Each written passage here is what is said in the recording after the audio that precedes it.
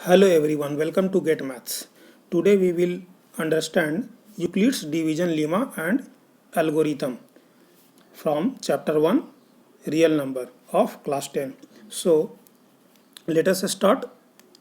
Euclid's division lemma. For given two positive integers a and b, there exist unique integers q and r satisfying the relation a equal to bq plus r, where r greater than or equal to 0 and r less than b. So, for better understanding, let us consider some examples of long division process. इसे समझने के लिए हम लोग कुछ long division process का कुछ example समझते हैं. जैसे suppose that consider 17 is divided by 6. तो 17 में अगर हम लोग 6 से डिवाइड करेंगे तो हम लोग जानते हैं क्या कि 6 2 जा 12 and remainder 5. So 17 can be expressed as 17 equal to 6 into 2 plus 5. 6 into 2 plus 5. हम लोग को पहले से ही पता है कि पहले के क्लास में लोग पढ़ चुके हैं dividend equal to divisor into quotient plus remainder. तो यहाँ डिविडेंड 17 है, डिविडेंड क्या है 17 है, डिवाइजर 6 है और quotient equal to 2 and remainder equal to 5. So dividend equal to divisor into quotient plus reminder.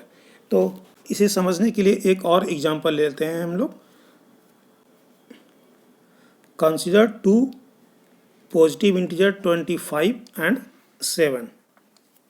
Suppose that 25 और 7 है. तो 25 को हम लोग लिख सकते हैं इस तरह से, 7 से अगर डिवाइड करेंगे तो 7 इंटू 3 प्लस रिमाइंडर 7 3 21, रिमाइंडर क्या बच जाएगा 4. तो हम लोग क्लियरली देख पा रहे हैं कि जो रिमाइंडर है वो ग्रेटर देन इक्वल टू 0 है और लेस देन 7 है. लेस देन 7 है कहने का मतलब है कि रिमाइंडर हमेशा 0 या 0 से बड़ा हो सकता है और डिवाइजर से हमेशा छोटा होगा.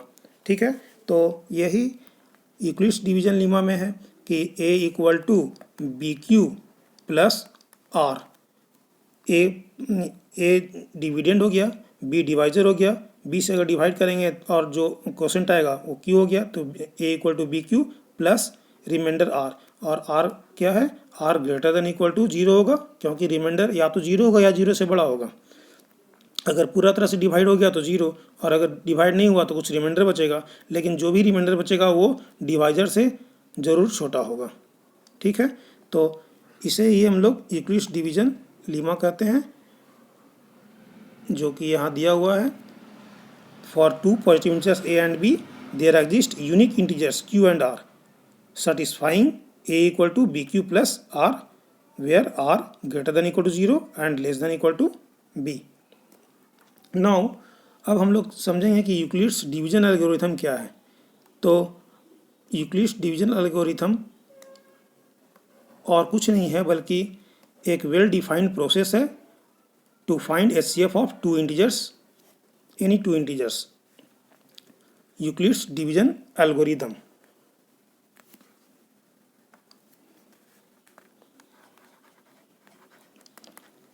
Euclid's division algorithm. So it is series of well defined steps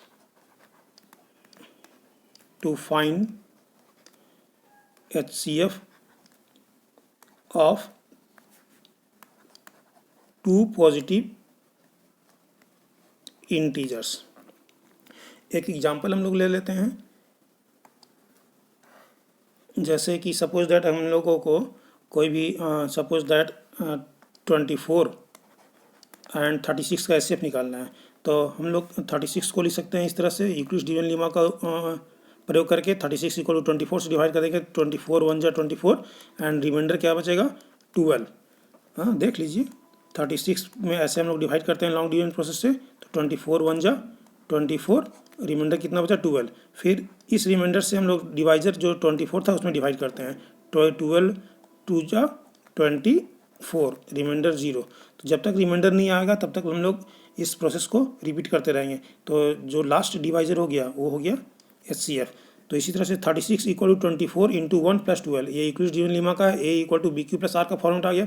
चूंकि यहाँ पर रिमाइंडर 0 नहीं आया है तो हम लोग इस प्रोसेस को फिर कंटिन्यू करेंगे। ये प्रोसेस तब तक कंटिन्यू होता रहेगा जब तक रिमाइंडर 0 नहीं हो जाए फॉर B और R को लेकर के। अब 24 और 12 से हम लोग करेंगे तो 24 कैन बी रिटन एज 12 से अगर डिवाइड करेंगे तो 12 2 जा 24 प्लस रिमाइंडर 0। तो अब रिमाइंडर 0 आ गया है, therefore we can say that HCF equal to 12। ये जो लास्ट डिवाइजर होता है वो HCF होता है। तो ये हो गया यूक्लिड्स डिवीजन एल्गोरिथम। शुरू में हम लोग पढ़े थे यूक्लिड्स डिवीजन लीमा। तो नेक्स्ट वीडियो में हम लोग NCERT का एक्सरसाइज 1.1 सॉल्व करेंगे। So thanks for watching, have a nice day.